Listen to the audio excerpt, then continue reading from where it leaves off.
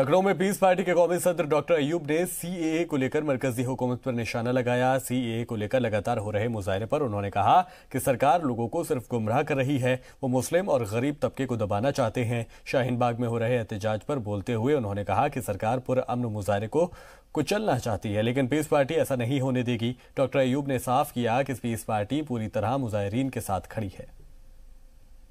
संशोधन कानून को लेकर लगातार दिल्ली में आंदोलन तेज हो गया है। तमाम जगहों पर हिंसा हो रही है। इन्हीं सब मुद्दों पर बात करने के लिए हमारे साथ पीस पार्टी के अध्यक्ष डॉक्टर अयूब हैं, उनसे बात करते हैं। आपको क्या लग रहा है, जिस तरह से पूरा माहौल आप देख रहे होंगे लगातार, चाहे दिल्ली की घटना हो, अलीगढ़ की घटना हो, हिंसा लगातार फिर बढ़ती जा रही है। देखिए, ये जो कानून नागरिकता संशोधन का जो अभी जल्दी पास हुआ है, इसमें पहली बार हुआ है कि मज़हब के नाम पर इस देश की नागरिकता देने या लेने की बात कही गई है। जो हमारे संविधान की धारा 14 की जो बुनियादी वसूल है, जो ढांचा है, वो उसके ख़िलाफ़ है। और ये देश के हित में नहीं है, नागरिकों के हित में नहीं है। और यही वजह है कि पूरा जन समुदाय इससे उद्वेलित है। सिर्फ मुसलमान ही नहीं, बल्कि वो तमाम तबका जो गरीब है, लाचार है, बेबस है, जिसके पास कोई सर्टिफिकेट नहीं है, जो साबित नहीं कर सकता है कि वो इस मुल्क में कब से रह रहा है, उसके बाप दादा कब से रह रहे हैं, तो उसके लिए ये एक ऐसी हथियार है जो उसकी नागरिकता लेने के और एनआरसी के साथ मिलकर के उस देश से बाहर निकालने का एक हथियार सरकार को दे देता है।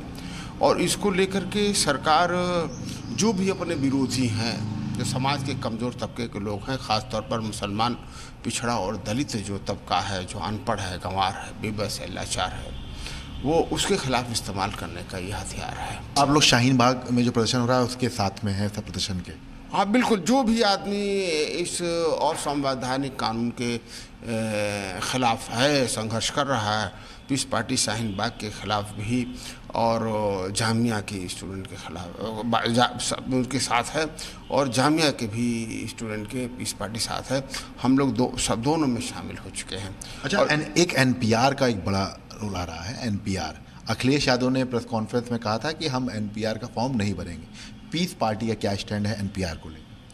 देखिए, पीस पार्टी का ये स्टैंड है कि सरकार ने बड़ी चतुराई से जो एनआरसी है और एनपीआर के जो भी जो सरबराह था, जिसको हम उसका कमिश्नर कहते हैं, तो एनपीआर का कमिश्नर और एनआरसी के कमिश्नर दोनों को एक कर दिया है, डिपार्टमेंट एक कर दिया है। तो एनपीआर के सारे डाटा वो एनआरसी में इस्तेमाल हो सकते हैं, और वो एनआरसी और सीए मिल करके वो देश के नागरिकों के खिलाफ इस्तेमाल हो सकता है। तो जिस तरीके से पीस पार्टी सीए का विरोध कर रही है, एनआरसी का विरोध कर रही है, इस पीस पार्टी उसी तरीके से अगर देश के नागरिकों के खिलाफ इस्तेमाल होता है, सिर्फ जनगणना के बजाय वो देश के नागरिकों के खिलाफ इस्तेमाल होता है, चाहे वो किसी धर्म का मानने वाला हो, किसी भी वर्ग विशेष का हो, अगर उसके खिलाफ इस्तेमाल होता है तो पीस पार्टी उसका विरोध करती है। एक सवाल ये है कि हिंसा जो हो रही है उसको पीस पार्टी कैसे देख रही है? क्योंकि हिंसा होने की वजह से तमाम जगहों पर, चाहे वो सरकारी संपत्ति का नुकसान हो, लोगों की जान माल का भी नुकसान हो रहा है। तमाम जगहों पर हिंसा, उत्तर प्रदेश में भी आपने देखा होगा दिसंबर में लगातार हिंसा अलग अलग शहरों में हुई है, जिसकी वजह से आम आदमी भी जो है प्रभावित हुआ है। तो हिंसा जो फैला रहे हैं उनके लिए क्या कुछ संदेश है पीस पार्टी? देखिए, पीस पार्टी ने एक 5 सदस्यीय टीम गठन किया था, जिसमें जितना हिंसा प्रभावित जिले हैं और जहाँ जहाँ हिंसा हुआ उसका दौरा किया है, उसके छानबीन किया है।